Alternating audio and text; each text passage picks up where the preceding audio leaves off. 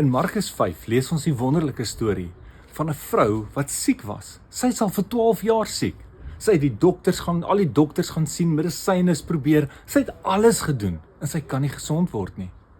Maar toe hoor sy, hierdie Jesus man kom na hulle dorp toe en hy maak soveel mense gesond.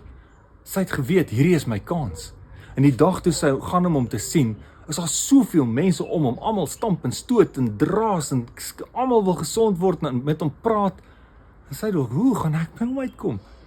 En op die ou end, al wat sy doen is, sy het van agteraf gekom en sy vat aan die soem van sy klere en daar word sy gesond.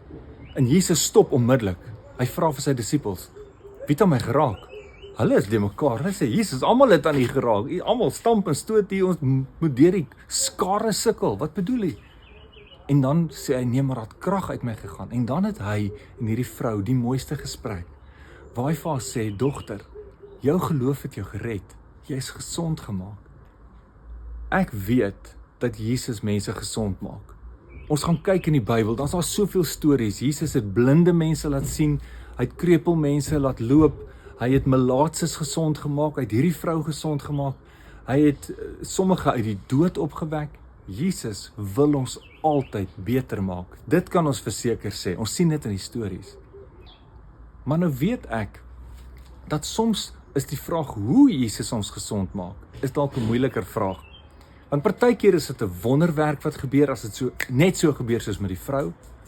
Ander kere is dit God wat dokters en medisyne en ander maniere gebruik wat ons gesond maak. En partykeer dan maak God ons harte gesond en ons verhoudings, so goed waarvoor jy dalk nie dokter toe gaan nie, nê?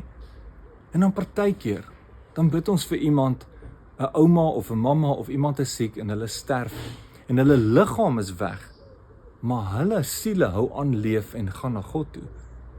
En dan verstaan ons nie altyd, dan wonder ons, het ek nie genoeg geglo nie, het my gebed nie gewerk nie. Ons weet nie dit nie, ons weet nie wat alles Jesus gesond maak nie, maar wat ek definitief weet, is dat hy ons altyd beter wil maak. Kom ons bid daarvoor. Here Jesus, ek wil vir almal bid, wat dalk hartseer of siek of moeg voel, en vra dat U hulle sal genees. Here, dankie dat ons weet, U wil ons altyd beter maak. Amen.